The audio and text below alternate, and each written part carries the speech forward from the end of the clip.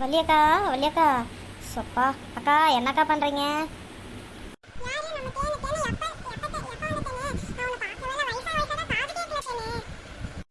ஏக்கா, என் பிள்ளை செண்பாவுக்கு நாளைக்கு மாப்பிள்ளை வீடு பார்க்குறதுக்கு வராங்கக்கா.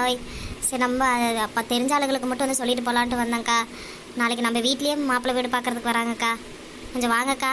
வந்து கொஞ்சம் கோடமாட ஒத்தாசியாக இருங்க. நீங்கள் தான் நம்ம ஊர்லேயே பொறுப்பானவங்கக்கா. கொஞ்சம் வாங்கக்கா.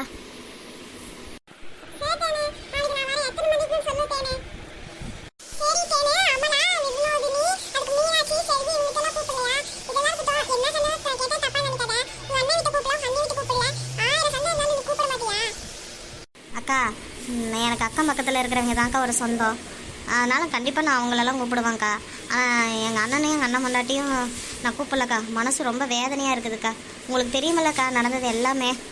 உங்கள்கிட்ட எதுவும் மறைக்கிறதுக்கு இல்லைக்கா. எவ்வளோ மனசு உடஞ்சி போயிருக்கிறேன்னு உங்களுக்கே தெரியும்.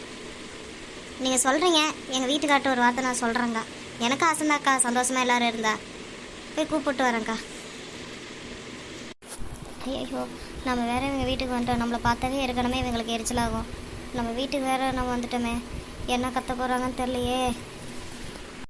அண்ணி அண்ணி அண்ணி, நீ யாரு? எதுக்கு நீ? அதான் உனக்கு எனக்கு உறவு இல்லை. எதுக்கு எங்கள் வீட்டுக்கு வந்த?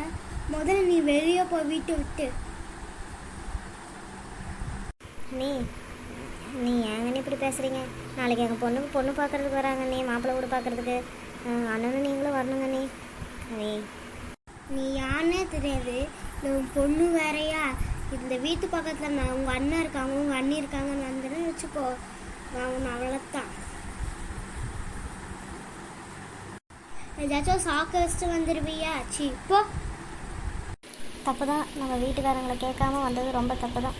என்ன தான் இருந்தாலும் கூட பிறந்த உறவுங்கிறது இன்னொரு உறவு வரும்போது எல்லாமே மாறி போயிருதில்ல. அவருக்கு தெரியாமல் வந்தது ரொம்ப தப்பு தான். அதுக்கு தான் எனக்கு இது எல்லாமே. வீட்டுக்கு வந்து அழுக்கு பண்ணிட்டா. சி, இந்த உள்ளூரில் இருக்கவே கூடாது.